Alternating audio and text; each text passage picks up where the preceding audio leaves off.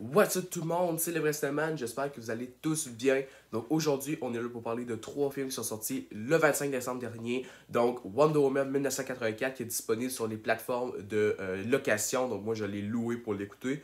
Après ça, il y a Saw qui est disponible sur Disney+, donc le récent Pixar réalisé par Pic Doctor. Et après ça, on a le nouveau film de Robert Rodriguez disponible sur Netflix qui est We Can Be Heroes. Si je fais ma hype rapidement, Wonder Woman 1984, j'avais quand même plutôt hâte, j'avais beaucoup aimé les bandes annonces et j'espère que ça allait être vraiment meilleur que le premier, parce que moi le premier c'est un film que je trouve énormément surcoté. C'est pas un mauvais film, mais je trouve qu'il n'y a pas grand chose qui le met en valeur pour dire que c'est fou. Et c'est certainement pas le troisième acte qui sauve le film, ça c'est sûr, c'est certain. Donc c'est pour ça que j'avais beaucoup hâte au prochain avec la vibe années 80 et tout, ça pourrait faire de quoi de très beau.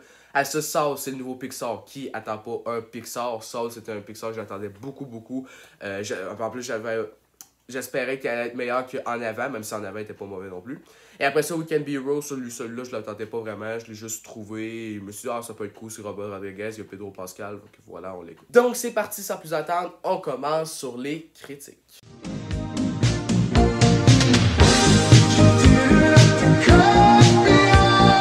Donc, Wonder Woman 1984 est encore réalisé par Patty Jenkins et raconte l'histoire de Wonder Woman, donc Diana, qui doit sauver le monde du chaos à cause d'une pierre qu'a absorbé le grand businessman Maxwell Lord. Donc voilà, est-ce que j'ai beaucoup aimé Wonder Woman 1984? Je l'ai énormément aimé, énormément. J'ai adoré ce film. Oui, il y a des défauts et je m'en viens tout de suite. Donc le premier défaut, moi, avec ce film-là, c'est que la vibe années 80 était pas assez présente. Je trouve qu'avec la BO, ils ont mal fait ça. Je trouve qu'ils auraient pu mettre plus de bonne musique années 80.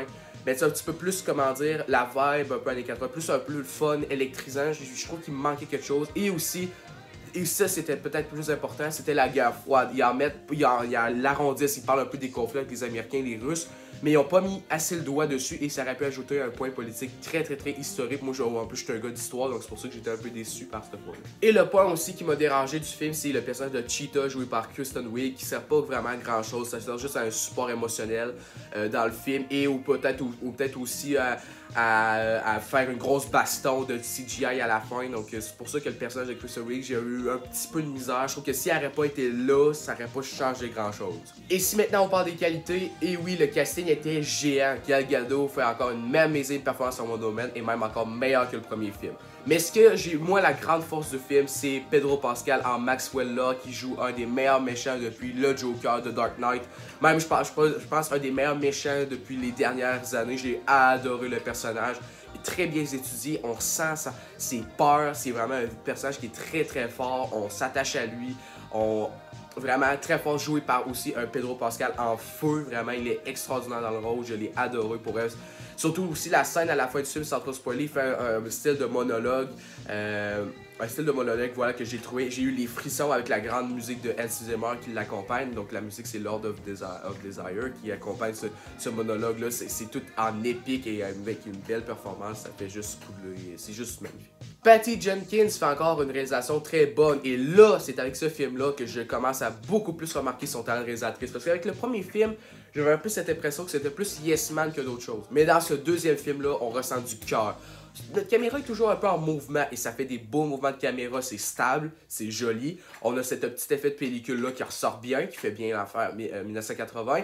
Oui, peut-être qu'il manque un peu de Playmax, ça c'est peut-être plus un plaisir personnel, mais on s'en fout quand même. Les scènes d'action étaient très bien filmées, on savait où est-ce qu'on était, c'était lisible. Donc la réalisation de Patty Jenkins, parfait. Et si on parle aussi rapidement de l'histoire était vraiment très sympathique. J'ai beaucoup aimé le scénario, l'intrigue est vraiment nationale. On s'inquiète beaucoup plus que dans le premier film parce que là, ça concerne beaucoup plus le monde entier en tant que tel. Et là, c'est ce que j'ai beaucoup aimé. Diana est vraiment, dans ce film-là, elle a des faiblesses. Et c'est bien transcrit. Il y a une belle relation encore avec aussi Steve, Trevor campé par un merveilleux Chris Pine. Donc j'ai adoré l'histoire, c'était original. La quête était vraiment, émotionnelle.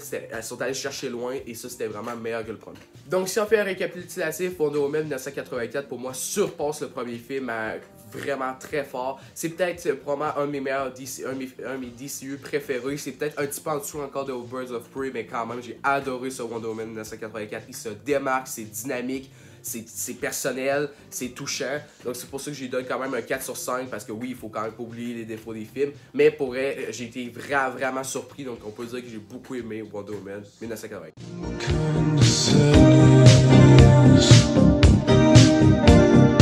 Soul est réalisé par Pete Docter et raconte l'histoire de Joe qui veut devenir un grand musicien de jazz et qui a sa chance, mais il tombe dans un trou d'égout et son âme est transportée dans le grand avant. Et bien Soul, justement, c'est pour moi, regarde, il y a beaucoup de gens qui le disent et je suis totalement d'accord.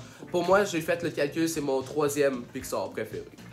Soul est un film pour moi qui est venu beaucoup me chercher. Le message en fond du film, c'est que t'es pas obligé de vivre de ta passion. Tu peux en faire, mais t'es pas obligé de vivre là-dessus. Et ce message est beaucoup venu me chercher parce que je pense que vous avez un peu capté le message.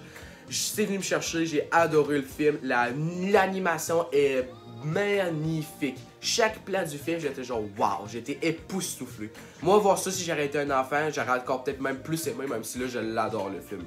Pete Docter nous fait une réalisation de Dieu, c'est vraiment beau. Il nous laisse des grands plans larges pour voir ses grandes couleurs. On mélange du noir avec du blanc très beau, des couleurs turquoises des fois, des couleurs transparentes, c'est très magnifique. Le scénario du film est aussi très beau. On a des belles thématiques, on a des très bons personnages, on s'attache à eux autres et le rythme est parfait, ça dure 1h40 et on s'emmerde aucunement. Il y a des scènes de divertissement, de tension, d'humour, touchantes, voilà, les scènes touchantes qui sont juste bien placées. Pour moi, c'est vraiment un film scénaristiquement vraiment parfait. La musique aussi était quand même très bonne. Peut-être celle-là, c'était pas la musique Pixar les plus marquantes, là. Même si les musiques jazz étaient bonnes et tout, on s'attache aussi. La musique, elle apporte vraiment de quoi spécial pour le personnage de Joe aussi. Donc la musique, on peut dire qu'elle était très bonne. Donc là, je vais pouvoir parler des voix parce que là, j'ai écouté le film en anglais vu que le film n'est pas sorti au cinéma. Donc on a Jamie Foxx dans le rôle de Joe et on a Tina Fey dans le rôle de 22. Et j'ai bien aimé, sérieusement, les performances étaient très bonnes. Jamie Foxx était parfait pour moi pour le rôle et il fait un merveilleux Joe. Et aussi Tina Fey apporte ce personnage assez différent, assez sympathique, assez curieux, assez peut-être même bizarre, qui est le personnage de 22, qui est un esprit. Donc voilà, Tina Fey, très bonne actrice aussi pour importer ce personnage. Donc pour résumer ma critique de Soul, pour moi c'est un des meilleurs films, si c'est pas le meilleur film de l'année, c'est un Pixar qui est extraordinaire dans tous les points, animation, que ça soit scénario, que ça soit réalisation, tout est parfait, on s'y donne à cœur joie. Donc c'est pour ça que je donne un 5 sur 5 sans hésitation. J'espère que ce film-là va remporter l'Oscar du meilleur film d'animation. C'était un film incroyable, les messages sont venus me chercher. Les larmes sont encore coulées pour ce Pixar-là. Et voilà. Donc j'espère que Pete Docter va revenir pour un autre Pixar parce qu'on remarque que ça devient être le prochain dieu de Pixar.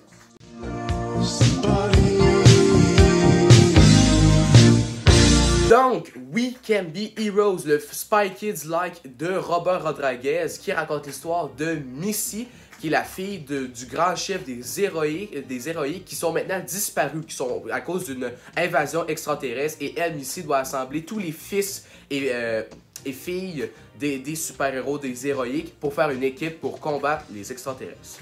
Est-ce que le film est bon? Moyen. Ça commençait bien, mais ça tourne à être un peu trop cheesy. Donc c'est tout ce que vous attendez de We Can Be Heroes. Oui, c'est un bon divertissement, c'est un bon moment, les acteurs sont bons, c'est toujours un plaisir de voir Pedro Pascal. Sérieusement, Pedro Pascal, c'est vraiment mes acteurs que je trouvais le plus en ce moment. Je l'adore, surtout après Wonder Woman 1984. Ouf! Voilà, c'est rien de très spécial. On a une belle mise en scène. Voilà, Robert Rodriguez, des fois, il fait des petits trucs bien amusants. Voilà, c'est rien de très gros, mais c'est beau. On a aussi, c'est aussi lui qui fait la cinématographie du film. C'est bien fait, c'est bien beau, c'est bien joli. On a des belles petites couleurs qui ressortent les belles couleurs, les couleurs vives pour que les enfants soient plus captivés. C'est bien correct. Sinon aussi, on a des bons personnages. Voilà, les jeunes sont tous aussi attachés que les autres. On s'attache vite à eux. Ils ont des super pouvoirs quand même assez originaux. Voilà, j'ai bien aimé, tu sais, en globalité, le film est plus correct. C'est ce qui m'a beaucoup dérangé, c'est que c'est trop cheesy, c'est trop prévisible et ça manque d'originalité. On a l'impression de voir genre Spy Kids 1, Spy Kids 2 mélangés ensemble avec des extraterrestres, c'est la même freaking affaire. Robert Rodriguez, il met encore ses foutus fond vert, ces gros freaking fight en CGI, des boulettes de CGI, en manches-tu, en voilà. C'est ça qui m'a beaucoup dérangé, c'est que ça aurait pu se démarquer. Au début, je commençais beaucoup à apprécier, mais c'est vraiment la fin, c'est surtout moi la fin qui m'a posé problème. En plus, il y a une hyper grosse incohérence, je peux pas trop la dire parce que je vais spoiler, mais peut-être ceux qui l'ont vu ont peut-être remarqué, ben moi j'ai vu une grosse incohérence qui m'a dérangé tout le long. Ça manque, si je veux dire, ça manque, comment dire, de artistique. C'est plus genre des grosses bouilles d'effets spéciaux sur des bouilles d'effets spéciaux. Et pour moi, c'est ce qui fait vraiment descendre le film, c'est que ça aurait pu beaucoup plus se démarquer que Spy Kids, mais ça se contente à rester plus un divertissement correct. Donc, en globalité, We Can Be Heroes n'est pas un mauvais film, j'ai quand même passé un bon moment, mais c'est vraiment très loin de la perfection. Il y a quand même beaucoup de qualité, mais il y a un gros défaut qui fait descendre le film vraiment très bas. Là, je vais lui donner quand même un petit 2.5 sur 5, le film était quand même plutôt moyen en globalité. Ceux qui veulent passer un petit moment, 1h40, genre peinard, rien à faire, vous pouvez l'écouter, vous allez peut-être passer un bon moment. Ceux qui ont aimé Spy Kids vont peut-être apprécier aussi. Les autres, vous pouvez passer votre chemin, vous manquez rien d'exceptionnel non plus. Donc voilà, c'est la fin de cette critique. J'espère que vous avez aimé. N'oubliez pas de liker et de partager. Sinon, on va se revoir pour les top flops qui viennent à la suite. Et après ça, peut-être une critique aussi très spéciale qui va sortir le 5 janvier. Donc sur ça, je vous souhaite une très belle journée, très belle soirée, très bel après-midi. Ciao, ciao!